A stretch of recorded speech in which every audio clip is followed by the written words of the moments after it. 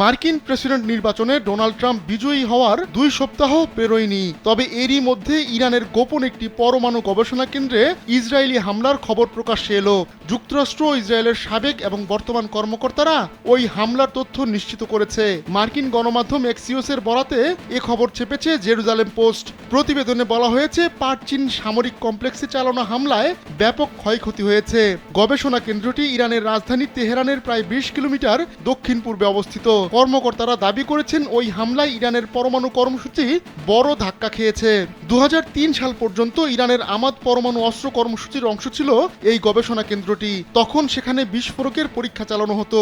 Sandalina so, রূপচর্চায় আভিজাত্য। Israeli হামলায় অত্যাধুনিক যন্ত্রপাতি ধ্বংস হয়ে গেছে। ওই যন্ত্রপাতি পরমাণু ডিভাইসের জন্য প্রয়োজনীয়। গেল অক্টোবরের শেষ দিকে ওই হামলা চালিয়েছিল ইসরায়েল। এর আগে 1 অক্টোবর ইরানের মাটি থেকে ইসরায়েল লক্ষ্য করে প্রায় 200 ক্ষেপণাস্ত্র নিক্ষেপ করা হয়।